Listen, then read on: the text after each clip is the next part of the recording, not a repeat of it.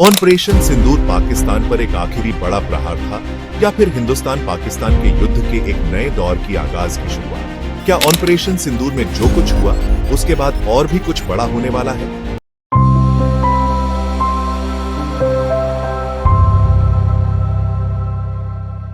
क्या पिक्चर असली वाली अभी बाकी है?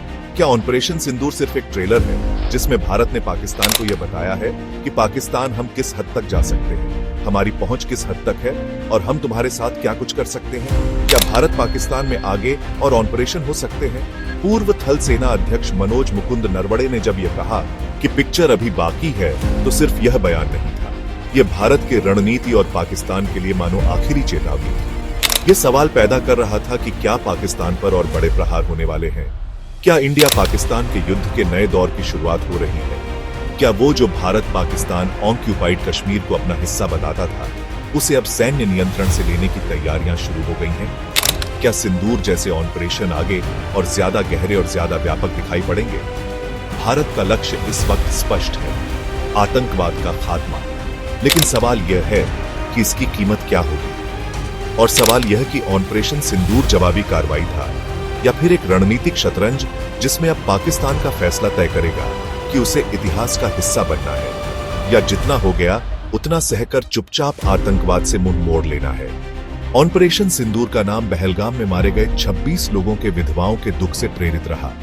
ब्रह्मोस मिसाइल से लेकर स्कैल बमों, बंकर बस्टर हथियारों से लैस भारतीय वायुसेना ने पाकिस्तान के मुरीदके से लेकर बवालपुर, कोटली से लेकर मुजफ्फराबाद, सियालकोट में लश्कर तैयबा और जैश-ए-मोहम्मद के तमाम ठिकानों पर आग बरसाकर निस्तनाबूद कर दिया। लेकिन इस कार्रवाई के बावजूद भारत बार बार कह रहा है कि ये कार्रवाई संतुलित है, ये गैर उकसावे वाली कार्रवाई है।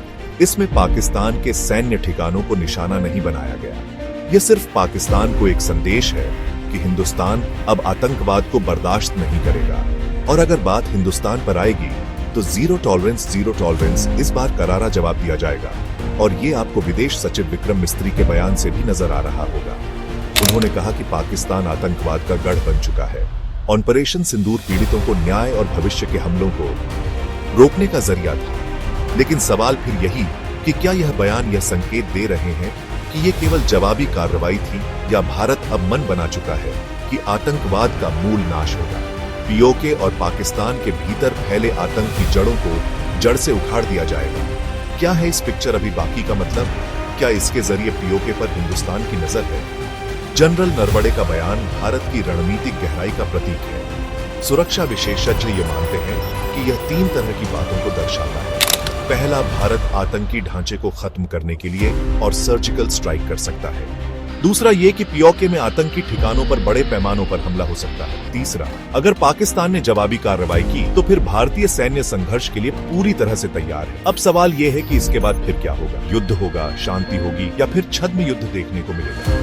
क्योंकि ऑपरेशन सिंदूर को लेकर अभी भी पशुपेश है कि ये अंतिम प्रहार था या नए युद्ध की शुरुआत। पाकिस्तान ने जिस तरह से जवाबी कार्रवाई की है, एलओसी पर सीज का उल्लंघन किया है, पाकिस्तान जिस तरह से कश्मीर के आम लोगों को निशाना बना रहा है, ऐसा लग रहा है कि पाकिस्तानी अब बौखलाए हुए हैं। भारत इसको लेकर सतर्क है। भारत जानता है कि पाकिस्तान ताकत लगाएगा और इसलिए भारत भी अपने अगले कदम को लेकर तैयार है। भारत पीओके में और ज्यादा सर्जिकल स्ट्राइक कर सकता है। मसूद अजहर जैसे जो बचे कुचे आतंकवादी हैं, उनको निशाना बना सकता है। रक्षा सूत्रों का यह कहना है कि भारत ने अपनी मिसाइल डिफेंस सिस्टम और नौसेना को फिलहाल हाई अलर्ट पर रखा है। इसके अलावा भारत कूटनीतिक दबाव बना सकता है। भारत एफएटीएफ में और यूएन में पाकिस्तान को लगातार घेर रहा है। अगर पाकिस्तान ब्लैकलिस्ट होता है तो उससे उसकी अर्थव्यवस्था पर भारी संकट आएगा और पाकिस्तान बर्बाद हो जाएगा। अगर युद्ध की आशंका होती है, पाकिस्तान जवाबी हमला करता है तो ये पूर्ण युद्ध में तब्दील हो सकता है।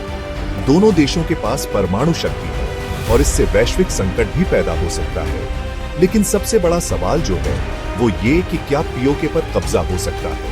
क्योंकि बहुत सारे विशेषज्ञों का यह मानना है कि भारत के पास यह सबसे सटीक मौका है पाकिस्तान ऑक्यूपाइड कश्मीर को अपने हिस्से में करने का। क्या पीओके यहाँ से भारत का हिस्सा बन सकता है? क्या पीओके में सीमित सैन्य अभियान शुरू हो सकता है जिसका लक्ष्य आतंकी ठिकानों को खत्म करना और क्षेत्र में स्थायी उपस्थिति दर्ज करवाना। क्या ऐसा हो सकता है? क्या कश्मीर के पहलगाम में जो कुछ हुआ उसके बाद कश्मीरियों का साथ जो भारत को मिला, वो भारत को यह एहसास दिला रहा है कि पाकिस्तान के पास जो पीओके है, अगर भारत वहां हमला करता है तो वहां की भी आवाम हिंदुस्तान का साथ देगी। क्या पीओके भारत के पास आ जाएगा? ये सारे सवाल उठ रहे हैं। पहलगाम हमले के बाद भारत कुछ और बड़ा कर सकता है।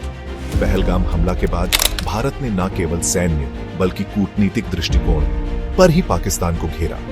आप देखिए, पूरी सीरीज है और इसी सीरीज को लेकर यह मन में सवाल आ रहा है कि क्या कुछ और बड़ा होने वाला है, क्योंकि अगर आप घटनाक्रम पर नजर डालें, 22 अप्रैल को पहलगाम में घटना होती है, 23 अप्रैल को सिंधु जल संधि निलंबित होती है, फिर अटारी वाघा बॉर्डर जो है बंद कर दिया जाता है, पाकिस्तानियों का वीजा बंद हो रहा है, 26 अप्रैल को आतंकवादी ठिकानों पर छापेमारी होती है और सार्क वीजा सुविधा जो है समाप्त कर दी जाती है। 28 तारीख को पाकिस्तान के नागरिकों को यहां से 9-2-11 करवा दिया जाता है। अप्रैल को पाकिस्तान पर डिजिटल स्ट्राइक होती है। उनके तमाम यूट्यूब चैनल्स, उनके तमाम जर्नलिस्ट, उनके तमाम वेबसाइट्स, उनके तमाम ऐप्स को हिंदुस्तान में बैन कर दिया जाता है। फिर 2 मई को IMF में पाकिस्तान के लोन की समीक्षा की मांग की जाती है। पाकिस्तान के ऑनलाइन पेमेंट गेटवे पर बैन लगा दिया जाता है। 3 मई को क्रिकेट और तमाम आयोजनों पर पूरी तरह से रोक की बात आती है। 7 तारीख को होता है ऑपरेशन सिंदूर। अब अगर इन घटनाक्रम पर आप नजर डालते हैं तो यह कदम दिखाते हैं कि भारत आतंकवाद के खिलाफ एक बड़ी लड़ाई लड़ने को तैयार है। ऑपरेशन सिंदूर को लेकर इसीलिए सवाल है कि क्या यह अंतिम लड़ाई है या एक नई लड़ाई की शुरुआत है? क्या ऑपरेशन सिंदूर आतंकवाद के खिलाफ अंतिम अध्याय था या नहीं? क्या भारत का लक्ष्य अब आतंक के मूल स्रोत का नाश है? क्या पीओके को भारत वापस लाना चाहता है? भारत सर्जिकल स्ट्राइक क्या 3.0 की योजना बना रहा है, जिसमें ड्रोन साइबर हमले, विशेष दस्तों का इस्तेमाल होगा? क्या भारत मसूद अजहर को फिलहाल प्राथमिक लक्ष्य बनाए बैठा है क्योंकि वो जिंदा है? ये सारी चीजें हैं, हालांकि इसकी कीमत भी होगी। एक पूर्ण युद्ध दोनों देशों की अर्थव्यवस्था को, जनता को, क्षेत्रीय स्थिरता को तबाह कर सकता है। परमाणु हथियारों की छाया भी इस खतरे को और गहरा करती है। लेकिन इसके बावजूद ऐसा लगता है कि जो प्रधानमंत्री मोदी ने कहा था कि मुझ में रिस्क लेने की क्षमता बाकी लोगों की तुलना में कहीं ज्यादा है, और दुनिया ने अभी मेरी रिस्क लेने की क्षमता को देखा नहीं है। इसीलिए ऐसा लगता है कि भारत जीरो टॉलरेंस नीति के तहत इस बार स्पष्ट है कि आतंकवाद का पूर्ण खात्मा हो, चाहे कीमत जो कुछ चुकानी पड़े। भारत वो कर भी रहा है। ऑपरेशन सिंदूर ने मसूद अजहर पाकिस्तानी सरकार को कटघरे में खड़ा किया। वो मसूद जो 1999 के कंधार अपहरण, 2001 के संसद हमले और 2019 के पुलवामा हमले का मास्टरमाइंड है। अब वो भारत के निशाने पर है। आज वो फूट फूट कर रो रहा है, अपने परिवार को लेकर मातम मना रहा है। पाकिस्तान सरकार पर भी दबाव है। संयुक्त राष्ट्र FATF में पाकिस्तान को आतंकवाद का प्रायोजक घोषित करने की भारत ने मुहिम तेज कर रखी है। सिंधु जल समझौता हमने बताया ही किस तरह से पाकिस्तान को बर्बाद करने के लिए काफी है। अंतर्राष्ट्रीय समुदाय पर भी फिलहाल भारत की नजर है कि क्या अमेरिका, ब्रिटेन, फ्रांस, UAE जो भारत के साथ खुलकर खड़े हैं, क्या वो पाकिस्तान पर दबाव बनाएंगे? क्या वो चीन पर दबाव बनाएंगे? और अगर यह दबाव बनाते हैं तो क्या पाकिस्तान दुनिया में अलग हो जाएगा? क्या ये वैश्विक शक्तियां तनाव को कम करना चाहेंगी या फिर चीन की तरह अपने हितों का ध्यान रखना चाहेंगी? क्या ये युद्ध को भड़काएंगी? और अगर युद्ध भड़कता है तो फिर वैश्विक संकट क्या आ जाएगा? ये सब देखने की बात होगी। लेकिन कुल मिलाकर कहानी यही है कि जो कुछ ऑपरेशन सिंदूर में हुआ वो अंत नहीं है, वो शुरुआत है। ऐसा लगता है कि यह युद्ध की आहट है। ऑपरेशन सिंदूर ने भारत की सैन्य ताकत, आतंकवाद के खिलाफ उसकी अटल प्रतिबद्धता को दुनिया के सामने रखा है। लेकिन जनरल नरवणे जब कहते हैं कि पिक्चर बाकी है, यह बयान इस बात का संकेत है कि कहानी का अंत नहीं, बल्कि एक लंबी निर्णायक लड़ाई की शुरुआत। भारत अब आतंकवाद के स्रोत, चाहे मसूद अजहर हो, पीओके में आतंकवादी अड्डे हो या उनके पनाहगार मददगार, उनको खत्म करने के लिए पूरी तरह तैयार है।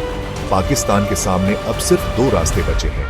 एक, आतंकवाद को छोड़कर शांति की राह चुन लो, या भारत की अगली और शायद सबसे घातक कार्रवाई का सामना कर लो। मसूद अजहर और उसके जैसे आतंकवादियों का समय अब खत्म हो गया है। लेकिन सवाल यह भी कि क्या पाकिस्तान सबक लेगा या फिर पिक्चर का अगला दृश्य युद्ध की तबाही लाएगा? पिक्चर वाकई में ऐसा लगता है अभी बाकी है, और इसका अंत शांति में होगा या खून खराबे में, यह दोनों देशों के अगले कदम तय करेंगे। जय हिंद, जय भारत, नमस्कार।